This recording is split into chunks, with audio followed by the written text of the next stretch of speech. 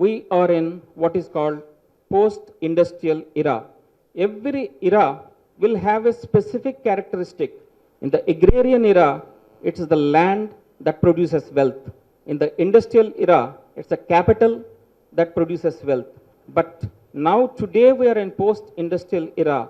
Here, it's not the capital, it's not the land, but it's sheer brain power. It's sheer talent creates wealth. That's how from nowhere, when Nizam of Hyderabad was the richest person on earth at one point of time. Later in industrial era, Henry Ford became the richest person. Now, from nowhere, Bill Gates becomes the richest person on earth, starting his company from the garage of his father's house. How does it happen? Or Zuckerberg, how he becomes such a rich person on earth? Okay, it's just not richness, but basically production of wealth and creating lakhs and millions of jobs for many people and improving the lifestyles, the comfort for mankind. This is all possible in post-industrial era because of the talented and creative individuals. Talented and creative individuals produce wealth. They become the source of success, the source of inspiration in this present era. Another important characteristic we have to remember about the present post-industrial era is that jobs become shiftable in post-industrial era. In industrial era, it's brick and mortar industry, huge factories. Once a factory is established at a particular place, see, they were established in Europe, they were established in America, they remain there because once you establish a factory, you cannot relocate to another place that easily. You can't abandon the huge resources you have built up there. But in a post-industrial era, as we all know, it's a service sector dominant industry. It is basically plug and play industry. Today, a job which is available in Redmond, in Silicon Valley, gets shifted to Hong Kong or Singapore, which provides better facilities, better living conditions. From there, the same jobs get shifted to Bangalore, Hyderabad, Gurgaon, Chennai, any of these places. That's how the concept of jobs getting Bangalore has come. That means a job that is originally available in America got shifted to Bangalore. Jobs get Bangalore. So this kind of a new concept is basically plug and play industry. This plug and play industry, okay, jobs become shiftable and cities compete with each other. Like earlier nations used to compete with each other. Now cities themselves are competing with each other. Whichever city provides better living conditions, better air quality becomes an attractive destination for investments, attractive destination for these talented and creative individuals. They will be attracted to those kind of cities.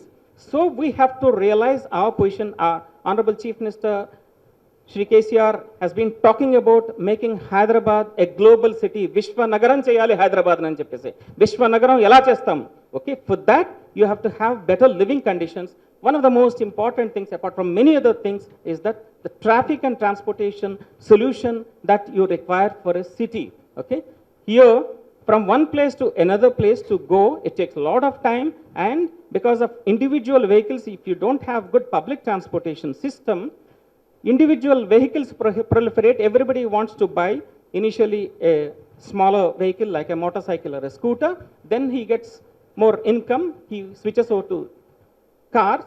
If everybody switches over to car, today in India, out of 1,000 people, only 7 people have cars. Okay, but if you see, and we are at the initial levels of urbanization, only 35% of Indian population is in the urban areas, in the towns and cities. But if you see all over the world, the trend is that almost 80%, 90% of the country live in urban areas. Okay, if that happens, imagine the kind of nightmare Indian cities are going to have. Now itself, Hyderabad, more than 10 million population, more than 1 crore population, the kind of problems we are facing. Okay, congestion everywhere. We are not able to move from one place to another place easily. It is taking a lot of time, precious of resources we are losing. More than that, because of the increasing pollution levels, because of these proliferation of private vehicles, pollution levels are increasing. As a result, our lifespan is coming down. Most of us were born, your generation is not at least our generation, most of us, we were born, all these are villages, okay? We used to have excellent free air, but today the whole thing has changed. The price we are paying for living in a city, leaving the village and staying in a city is that 2 years of our lifespan is reducing, plus all sorts of diseases. How many people are suffering from cancer and many other things? That's all because of the pollution levels. So you need a good public transportation system. But what kind of public transportation system is required is important. Initially, roads can take up to a good bus-based rapid transit systems can take care of the city's transportation needs up to a certain extent, but beyond that it becomes impossible, okay? Because in terms of energy efficiency, our fossil fuels are reducing day by day, so we can't afford, see, some wise person has said, after a few centuries, our progeny would look back and say that how foolishly man lived on earth and ruined this earth, okay? As if we had another planet to go, we are spoiling this mother earth. We can't do that. Fossil fuels, we can't waste like that. So in terms of energy efficiency, rail transport is 5 times energy efficient when compared to road transport. In terms of space is also equally important, okay? Broad criterion in transportation engineering is that one rail line is equal to 7 bus lanes or 24 car lanes. You can't, no city in the world can afford, have 24 car lanes on one side and 24 car lanes on the other side. You can't widen roads like that. There is a limitation, so you have to go for a rail-based mass transit system, what is called metro rail in India, okay? But these metro rails are highly expensive solutions. To give you an example, it will cost 200 crore per kilometer. Our project is costing about 200 crore per kilometer. It's an elevated one. If you have to now start it, it will cost about 250 crore per kilometer of elevated transit system.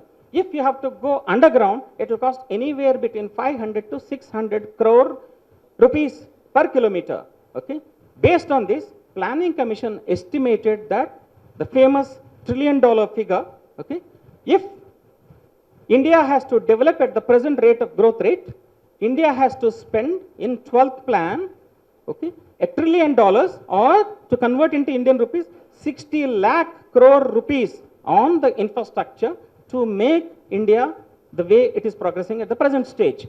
McKinsey similarly has estimated that $1.2 trillion are required for cities alone in the next 2 decades if we have to maintain these cities, livable cities.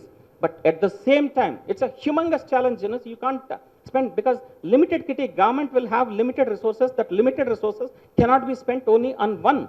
Okay? So you need innovation, you need innovative financial engineering that's required. So Planning Commission said that 50% of this 60 lakh crore rupees should come from the private sector through PPP route, public-private partnership route. Then now my experiment starts. Nobody in the world has done a mass transit system, a metro rail project of this magnitude in public-private partnership. There are about 200 metros in the world. These 200 metros are built with government money, with taxpayers' money. Okay? And in many of these things, they're incurring losses. Only 4 metro systems in the world are making money. They are Singapore, Hong Kong, Tokyo, Taipei. All of the systems are losing heavy amounts. They are subsidized by governments because they have to keep their cities livable. They have to reduce the pollution levels. They have to see that congestion is not there. So how do you build a system like this? When this challenge was given to me, when we wanted to build a metro, when every city in the world, there are 200 metros as I mentioned actually, Delhi Metro became a success. Delhi Metro was built, my guru, Dr. Sridharan, I worked with him in Konkan Railway, a brilliant engineer. He proved to the world the capability of Indians. A greenfield mass transit system can be built by Indians to world-class standards in a short period of, 65 kilometers he built in 7.5 years, and it was a record when India was taking about 20 years to build even a small thing. He proved that. Then I also got inspired. Why don't we build a metro in Hyderabad? Then there is no money because our priorities are different. We have irrigation projects, we have social welfare schemes, we have any number of things actually. There's no money with the state government. So I hit upon this idea that why don't we build a metro rail project is a PPP, public-private partnership. Oh, there was heckling all of this because it's like that. Nobody has done in the world. So this fellow thinks that he's a hero and he wants to build a metro with public-private partnership. Okay, people laughed at us, especially when the first experiment, META's experiment, failed.